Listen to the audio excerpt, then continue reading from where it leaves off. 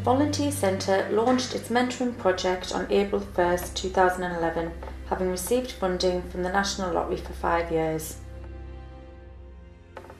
The aim of the project is to complement the existing work of the Volunteer Centre by helping to make volunteering more inclusive and open to as many individuals across the City of Sunderland as possible. It supports individuals who require additional help to volunteer, including those who have a physical or learning disability, mental ill health, or anxiety or confidence issues. Through volunteering and support of a mentor, the project hopes to help individuals engage in 5 main areas. These areas are independence, community involvement, self-development, health and well-being, and employability.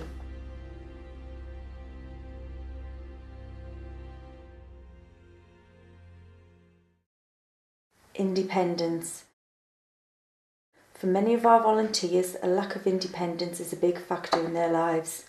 Through the help of their mentor and support given, we have helped in the first year to enable 55 volunteers receiving support to move on to volunteer independent of their mentor. An example of this is volunteers Kelly and Katie, who have volunteered with the media group. My name is Katie.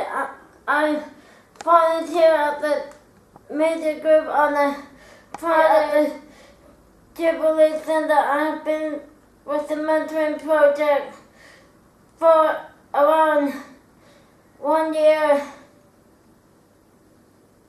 My mentor was Lisa, and she supported me while I volunteered. I have now become independent of Lisa and my support staff, and with the help of the mentoring project, Kelly and myself walked to the Jubilee Centre by ourselves.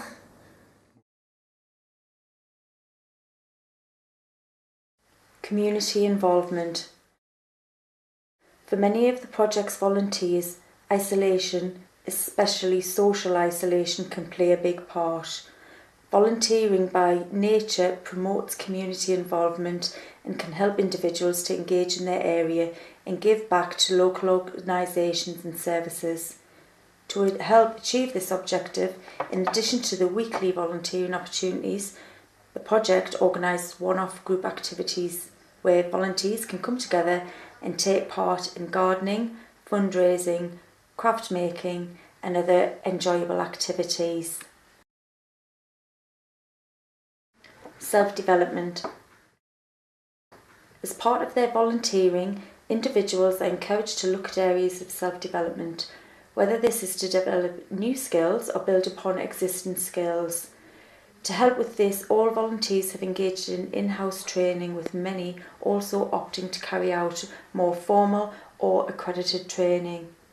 This has included training in confidence building, health and social care, first aid, and many mentors have gone on to complete degrees. Health and well-being. By taking part in volunteering, many individuals see a positive impact on their own health and well-being. Some of the benefits we have witnessed have included helping individuals to become more active and generally fitter, and a decrease in their anxiety and stress levels. A story to exemplify this is a volunteer, Sarah Coulson. Hiya, my name's Sarah and I met Dion at the job centre, and that's how I heard about the volunteering project.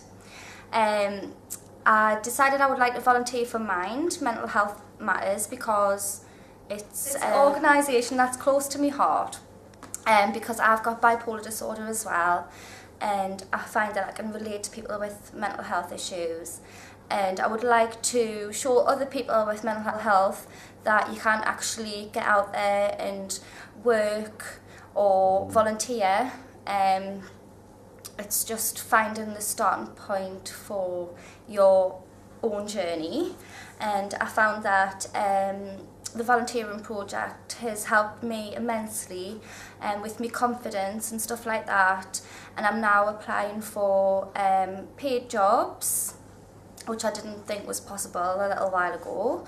So I volunteer for Mind on a Thursday and a Friday, and we do an arts and crafts group on a Thursday, and then I do a support group on a Friday. And next week I'm starting my own photography group, which is quite mad. I didn't think that would happen because my confidence levels were really low. But thanks to the mentoring project and the staff at Washington Mind, this is all in the progress and going to start happening soon. Employability. Volunteering is a great way for individuals to increase their employment prospects. It helps them to gain vital skills and experience and gain a valuable reference.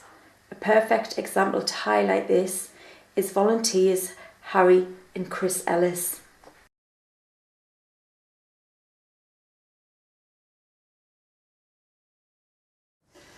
Well, somebody from Action for Blind People introduced us to the idea, and we went to the Volunteer Bureau, and after a while I started to come here. We actually went together to the Volunteer Bureau. We were introduced to yourself, and it was Deb from Action for Blind People that introduced us.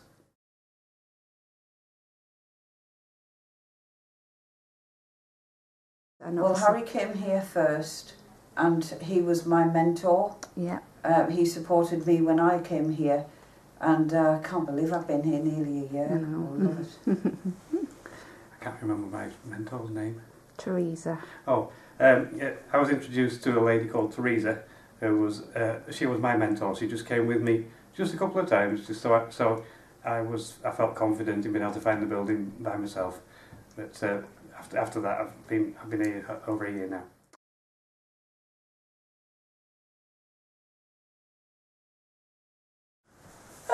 I basically do anything that needs doing. I answer the phone sometimes, answer the door, and wash up. Just generally chat to people when they come in, because sometimes people just want a chat. They'll say they've come in about a watch or a clock, but what they really need is just someone to talk to, because they don't see many people. And I'm also going to take over more of a role in the IT.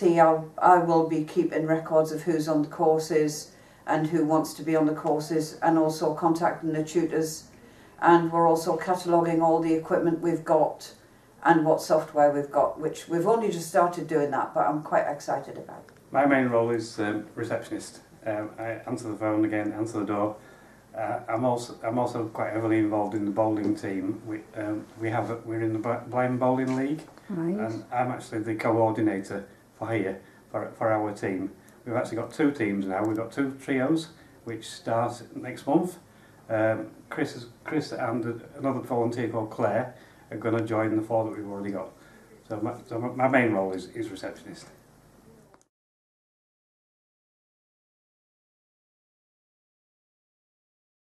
Well, when I was made redundant 2 years ago, I found that I had a lot of time on my hands, and really it was nice for a while, but you do need something to be interested in. Mm-hmm. And really this has given me a new outlook, really, because I didn't realise that so many people were living on their own, and all they need is someone to chat to. Mm-hmm. And I love getting involved with the IT and that. It's smashing. Earlier on in the year, we managed to get some funding from Remploy, so I was actually employed here for 22 weeks on 14 hours a week, which was great because it meant I got a few pounds in my pocket every month, and it's been good. But next year we're actually looking to Vodafone, because they're going to sponsor 500 people across the country to work for a charity of their choice. And we're actually applying for funding from them, which is, again, about another 4 months funding. So, fingers crossed.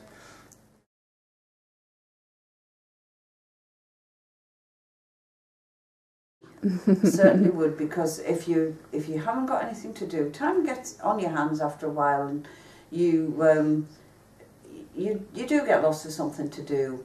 And if you haven't ever done anything like it before, it builds up your confidence. But the nicest thing is you get to meet some really great people. Mm-hmm. And again, definitely I would, because the people here are so friendly, the volunteers and the staff, and it's like having an extended family.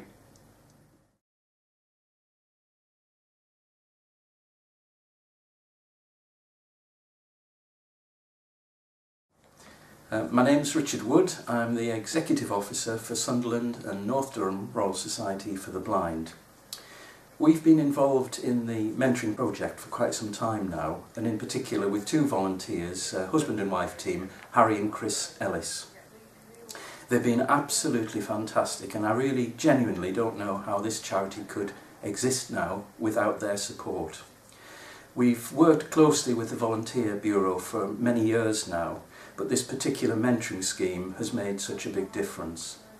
Chris has a tremendous talent for putting people at ease and talking to them and making them feel comfortable. And one of the things we notice here are the number of people, usually newly diagnosed with sight loss, not sure where else to turn, and they come to the society. And really all they want to do is sit and talk and share their experiences with somebody who's been there and come through the other end. So she's absolutely fantastic for that. Harry has acted as a receptionist here, but in truth he does far more than just answering the phone and answering the door. He makes everybody feel welcome, which is perhaps the most important role of all in a charity such as ours.